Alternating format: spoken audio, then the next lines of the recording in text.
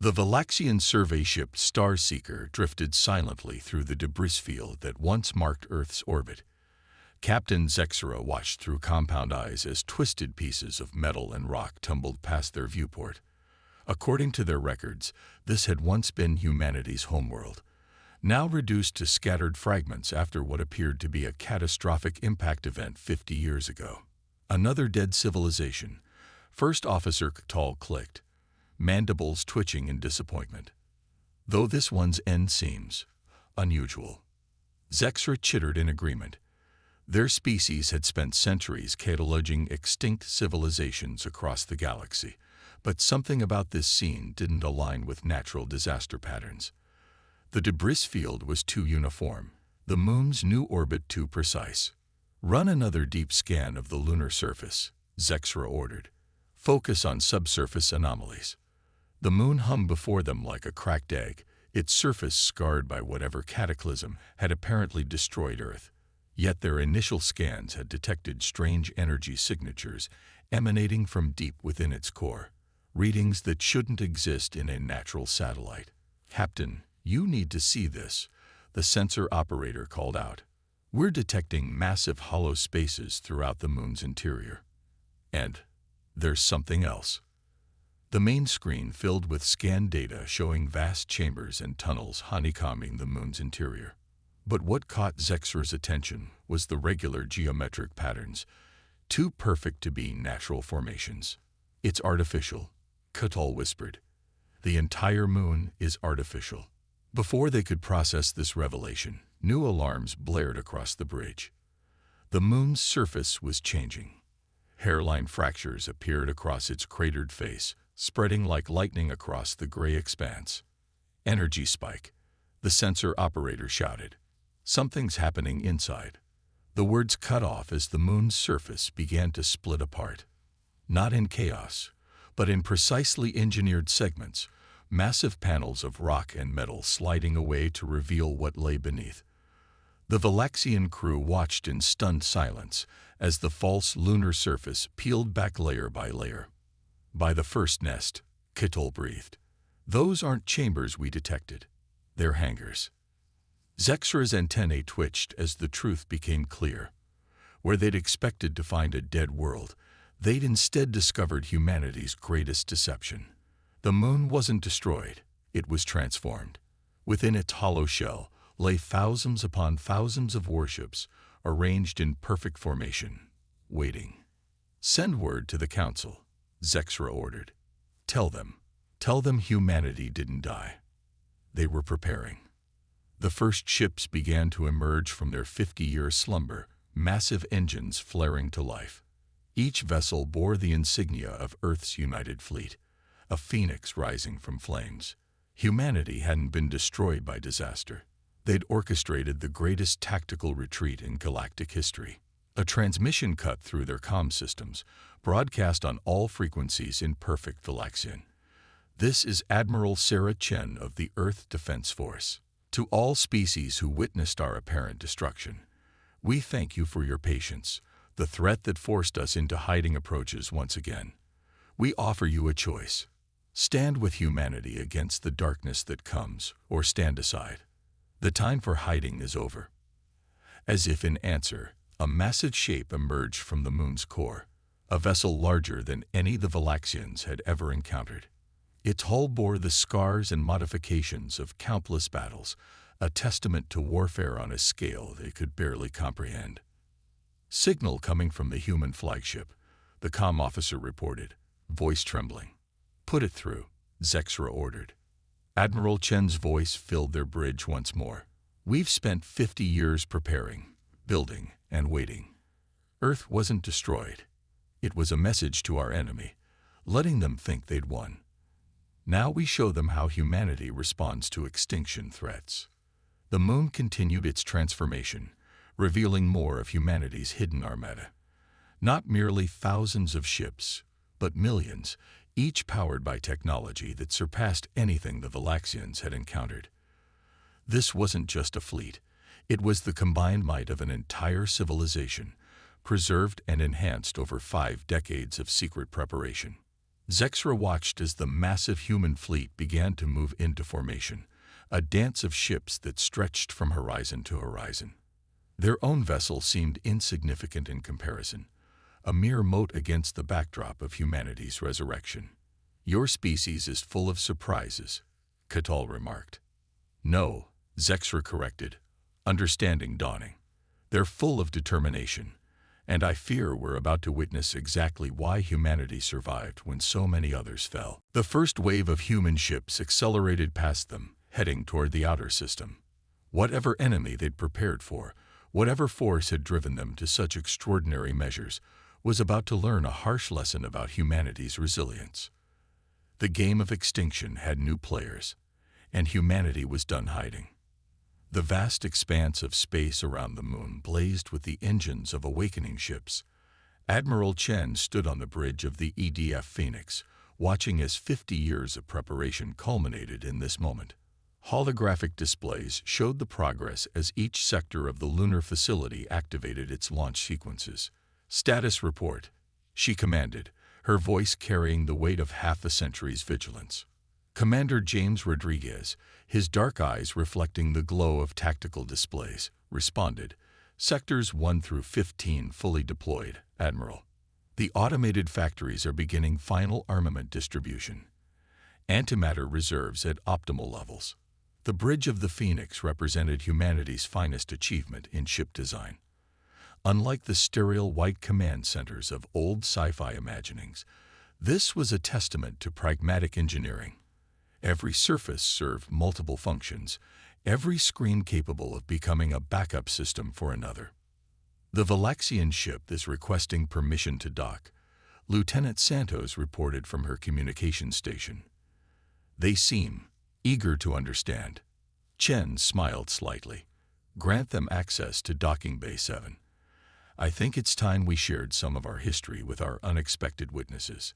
The Phoenix shuddered slightly as another massive section of the lunar surface retracted, revealing yet another layer of humanity's hidden strength. This time, it wasn't warships that emerged, but massive construction facilities, shipyards that had been building and improving their fleet for decades. "Ma'am," Rodriguez called out, "the Sentinel arrays are detecting quantum distortions at the edge of the system. They're early." Chen's expression hardened. The harvesters never were ones for patience. "Activate the Lazarus Protocol. It's time to show them why we chose the Phoenix as our symbol." Throughout the fleet, encrypted commands raced through quantum networks. Ships that appeared to be merely awakening were actually completing transformations that had begun years ago. Hulls shifted, weapon systems emerged from hidden recesses, and what had appeared to be a conventional fleet revealed itself to be something far more. The Valaxian delegation arrived on the bridge just in time to witness the transformation. Captain Zexra's compound eyes reflected the spectacle as vessels twice the size of their original configuration emerged from what seemed like folded space. "Impossible," Catal whispered. "The energy requirements alone." "Dimensional compression technology," Chen explained, turning to face their guests. "One of many advances we made while the galaxy thought us dead. The harvesters taught us the hard way that size alone wasn't enough. We needed to be able to hide our true strength until the perfect moment." On the main viewer, the lunar surface continued its transformation. But now it revealed something that caused even the stoic Valaxians to step back in shock. Beneath the layers of ships and facilities lay something else, something alive. "What you're seeing," Chen continued, "is the culmination of Project Genesis. When the harvesters first attacked Earth, they thought they were facing a single world of humans. They never considered that we might have found a way to preserve not just our ships and weapons, but our entire civilization. The moon's core pulsed with bioorganic light, networks of energy, and matter that defied conventional understanding. Within its protective shell, millions of stasis pods began their awakening sequence, each containing humans who had volunteered to sleep until they were needed. The surface devastation of Earth wasn't an attack," Rodriguez explained to their stunned visitors. "It was a transfer. We moved everything. Our cities, our people, our very ecosystem. into the moon's reconstructed interior. The Earth they destroyed was already empty. Alerts flashed across the tactical displays. The quantum distortions at the system's edge were intensifying. The Harvester fleet was arriving, their massive biotech ships tearing holes in spacetime as they emerge. "They're here for their usual harvest," Chen said, her voice carrying a cold edge. "Every 50 years, they return to their seeded worlds, expecting to find civilizations ripe for consumption. But we're not the same species they thought they'd broken 50 years ago." The Valaxians watched in amazement as the human fleet executed maneuvers that should have been impossible, ships moving in perfect synchronization. The dimensional compression fields collapsed in synchronized waves, revealing weapons emplacements that had been hidden in folded space. "We didn't just hide," Chen continued, her eyes fixed on the approaching enemy fleet. "We evolved. Every ship you see carries the combined knowledge of human military history, every tactic we've ever conceived, enhanced by 50 years of uninterrupted development." The first Harvester ships entered weapons range, their organic hulls bristling with feeding tentacles and energy weapons. They were met not with fear or desperation, but with a precision and coordination that spoke of decades of preparation. "Signal the fleet," Chen ordered, her voice carrying across the quantum network to every ship and station. "Operation Phoenix is now active. Show them what humanity does when backed into a corner." The space around the moon erupted with light as humanity's hidden armada moved to engage their ancient enemy. The Harvesters were about to learn that sometimes what appears to be prey has merely been waiting for the perfect moment to reveal itself as a predator. The true battle for Earth's legacy was about to begin. The first wave of Harvester ships broke through the quantum barrier like a tide of living darkness. Their bioorganic hulls rippled with malevolent energy, each vessel a hybrid of flesh and machine that dwarfed even the largest conventional battleships. But humanity was ready. "All ships, execute Pattern Hydra," Admiral Chen commanded.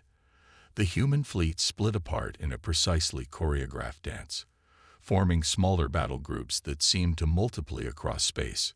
The Harvester's sensors would be unable to distinguish the real ships from their quantum echoes, another trick developed during the long years of preparation. Lieutenant Santos' hands flew across her console. Harvester communication patterns detected. "They're confused, Admiral. They're not receiving the neural signatures they expected from Earth." "Of course not." Chen allowed herself a grim smile. "They seed worlds with their bioprobes, waiting for civilizations to reach a certain technological threshold. Then they return to harvest not just resources, but the neural patterns of entire species. They feed on consciousness itself." The Valaxian observers chittered in horror as they understood. "Your species was meant to be food," Catal realized. "We were," Commander Rodriguez confirmed, "until we discovered their probe 50 years ago. Instead of destroying it, we fed it false information, made them think we were developing along predictable lines, all while we were actually building this." On the main display, the massive human fleet continued its deployment. Ships that appeared to be simple destroyers suddenly transformed, their hulls flowing like liquid metal to reveal configurations the Harvesters had never encountered. The dimensional compression fields had hidden not just weapons, but entirely new forms of technology. "Harvester fleet is launching their first attack wave," Santos reported. "Biotorpedoes and neural disruptors. Execute Prometheus protocol," Chen ordered. Across the fleet, panels opened on thousands of ships, revealing crystalline structures that pulsed with internal light. The Harvester's biotorpedoes, designed to burrow into conventional hull materials, found themselves drawn to these crystals instead. As each torpedo made contact, the crystals absorbed and redirected their energy. "The neural disruptors," Catal observed in amazement. "They're having no effect." "Hard to disrupt neural patterns when they're quantum encrypted," Rodriguez explained. "Another gift from our long years of studying their technology. We learned to encode human consciousness itself." The battle unfolded across the solar system like a massive chess game, but one where humanity had spent 50 years planning their moves. Each harvester tactic was met with a countermeasure specifically designed to exploit its weaknesses. The massive alien vessels found themselves caught in webs of quantum fields that turned their own biotechnology against them. They're attempting to combine into their harvest form, Santos warned. Several harvester ships merged, their organic hulls flowing together to create a massive entity that reached out with tentacles of dark energy. Now we show them our true strength, Chen said quietly. Signaled the Lazarus ships. From within the moon's hollow core, a new class of vessel emerged. These ships were different, smaller, faster, but radiating power that made even the harvesters pause. Their hulls were covered in patterns that seemed to shift and change. Organic technology merged with human innovation in ways that defied conventional understanding. The Lazarus Project, Rodriguez explained to their Valaxian guests, was our answer to their biological superiority. We didn't just study their technology. We improved it. These ships aren't just machines. They're piloted by human consciousness directly interfaced with quantum computers. The Lazarus ships moved like living things, anticipating and countering the harvesters' attacks before they were launched. Where the aliens expected to find primitive neural patterns ready for harvesting, they instead encountered a humanity that had transformed itself into something entirely new. They're attempting to retreat, Santos reported with satisfaction. Their harvest form is breaking apart. The harvester nexus emerged from quantum space like a living nightmare, a massive biological construct that seemed to devour light itself. Its surface writhed with countless tentacles of dark energy, each one capable of tearing apart conventional starships. But humanity's fleet was anything but conventional. Multiple quantum signatures detected, Santos reported, her voice steady despite the overwhelming sight. The Nexus is attempting to establish neural dominance across all frequencies. Admiral Chen stood at the center of the Phoenix's bridge, her posture reflecting decades of preparation for this moment. Deploy the consciousness shields. Activate the quantum membrane. Across the human fleet, invisible barriers of encoded human thought patterns created an impenetrable defense against the harvester's primary weapon, their ability to corrupt and consume organic minds. The technology was born from 50 years of studying their enemy's own biology. Fascinating, Captain Zexra observed from their position on the bridge. Your species didn't just hide. You turned their own evolutionary advantages against them. Evolution is adaptation, Rodriguez replied, monitoring the battle displays. The harvesters forced us to adapt faster than any species in history. Now they face the consequences.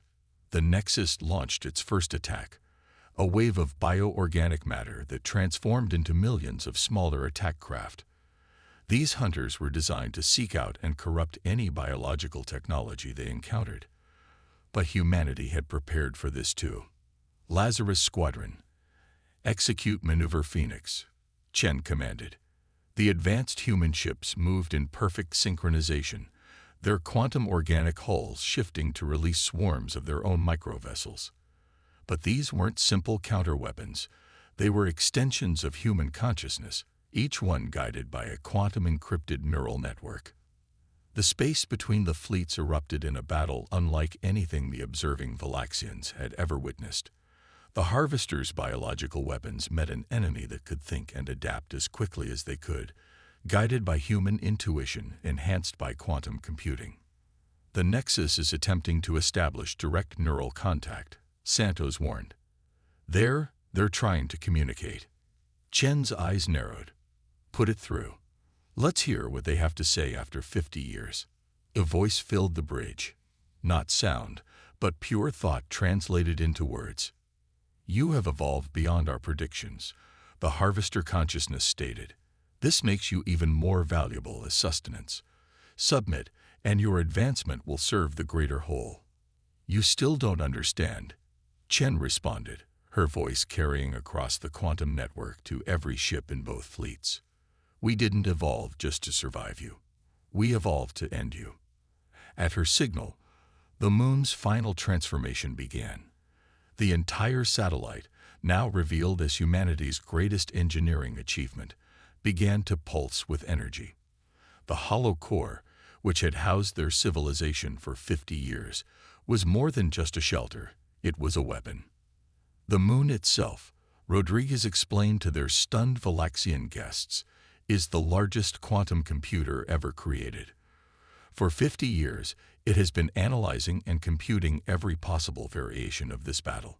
Every strategy, every counter-strategy, played out in simulations millions of times. The Harvester Nexus launched another attack, this time attempting to breach the quantum membrane protecting the human fleet. But each attack was met with a defense that seemed impossibly precise, as if humanity was anticipating their every move. They're not anticipating, Catal realized, their compound eyes reflecting the battle. They've already seen every possible version of this fight. Exactly, Chen confirmed.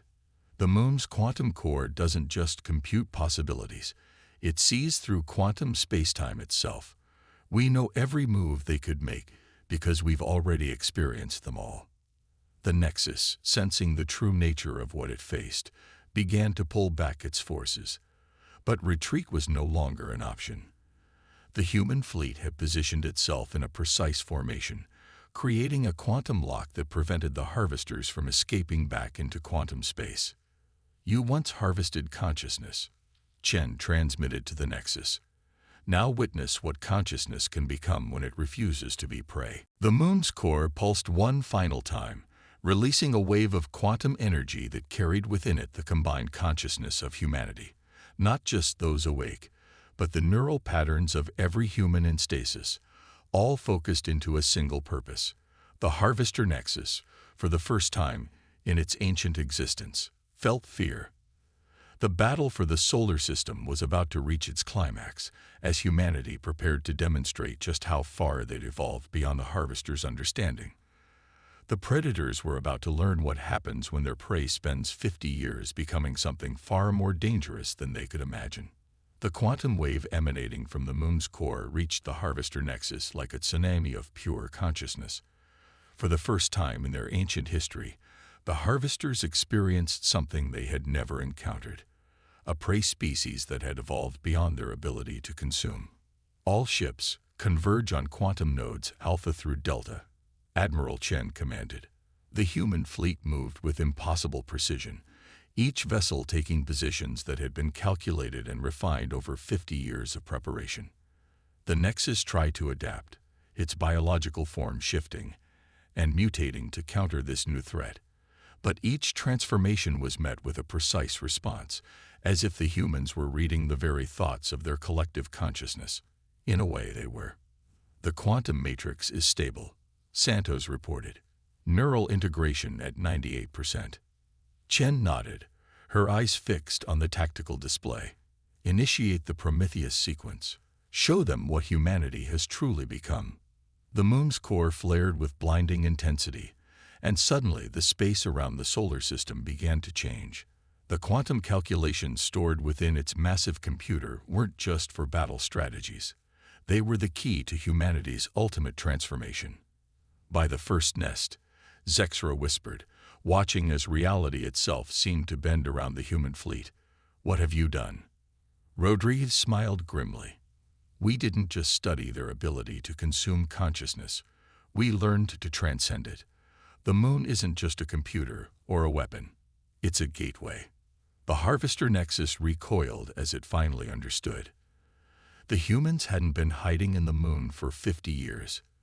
They had been ascending. Each ship in their fleet was connected through the quantum network to the moon's core, and through it, to dimensions beyond normal spacetime. You were right about one thing, Chen transmitted to the Nexus. Consciousness can be harvested, but you never considered what would happen if consciousness learned to harvest itself. The human fleet began to glow with internal light as the Prometheus sequence reached its peak. Each vessel became a conduit for something the Harvesters had never imagined. Human consciousness evolved beyond physical form, existing simultaneously across multiple quantum states. They're attempting to breach quantum space, Santos called out. The Nexus is trying to escape. Not this time, Chen said quietly. Activate the final phase. The moon's surface completed its transformation, revealing its true form, not just a hollow shell or a quantum computer, but a massive consciousness engine. The billions of humans in stasis weren't just sleeping. Their minds had been linked together, creating the neural network powerful enough to reshape reality itself. The Harvester Nexus found itself trapped as space folded around it.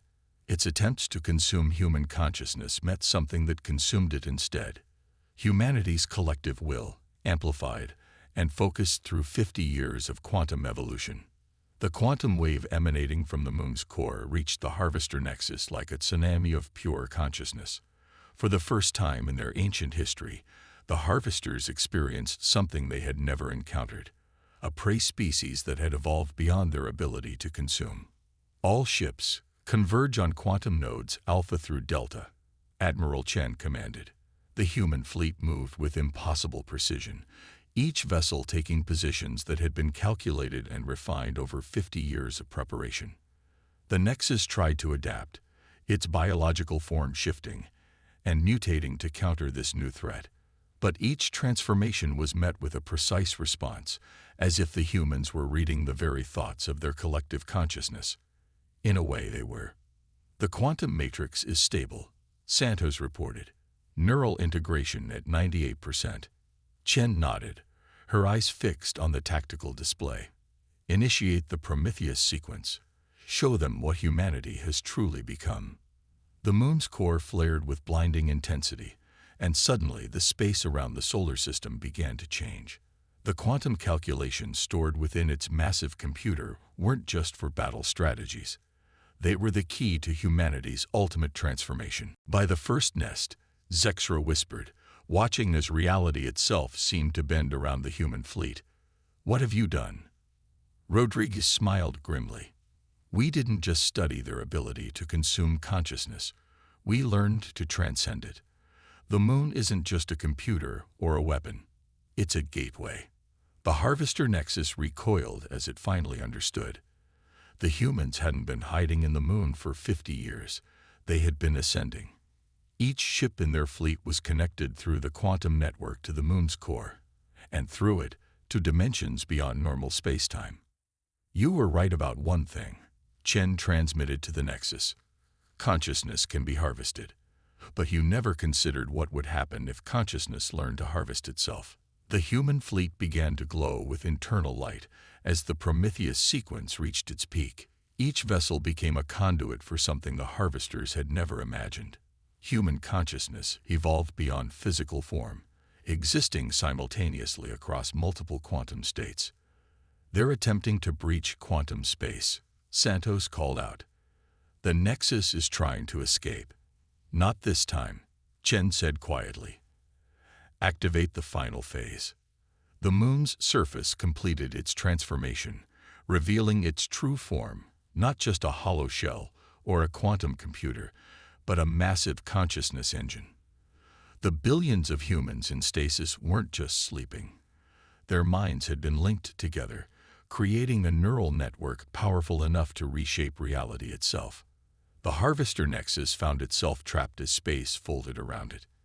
Its attempts to consume human consciousness met something that consumed it instead: humanity's collective will, amplified and focused through 50 years of quantum evolution.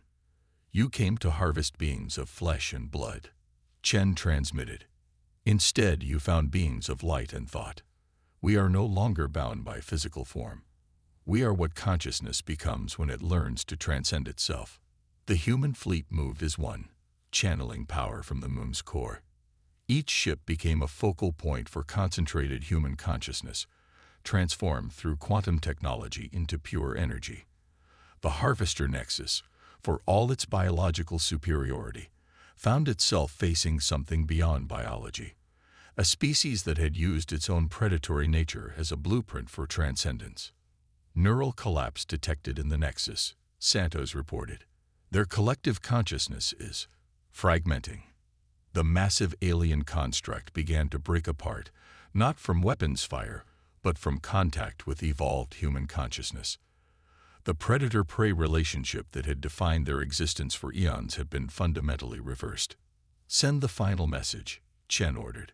Through the quantum network, humanity's voice reached not just the dying Nexus, but every harvester consciousness across the galaxy. Earth was never destroyed. It was a chrysalis. And now, humanity has emerged. We offer you one chance. Evolve as we have. Transcend your need to consume, or join the consciousness you sought to devour. The age of the harvest is over. The age of ascension has begun. The solar system blazed with quantum light as humanity revealed its true legacy, not just survival or victory, but transformation. The moon, Earth's faithful companion, had become the birthplace of a new form of life, one that would reshape the galaxy's understanding of consciousness itself. The Valaxians watched in awe as the human fleet began to shift form, their ships becoming pure energy as they merged with the quantum network. They had witnessed not just the end of the harvesters, but the birth of something entirely new. Humanity transcendent, evolved beyond the constraints of physical form. What happens now? Call asked quietly. Chen, her form beginning to shimmer with quantum energy, smiled. Now we rebuild. Not just Earth, but every world the harvesters destroyed. We'll share our evolution with any species willing to transcend with us. The galaxy won't be divided into predators and prey any longer. The moon pulsed one final time, releasing the billions of transformed humans from their 50-year metamorphosis. Humanity's hidden fleet had become something far greater, the vanguard of a new era in galactic evolution. The legacy of Earth was complete. From the ashes of apparent destruction, humanity had not just survived, they had shown the galaxy what consciousness could truly become.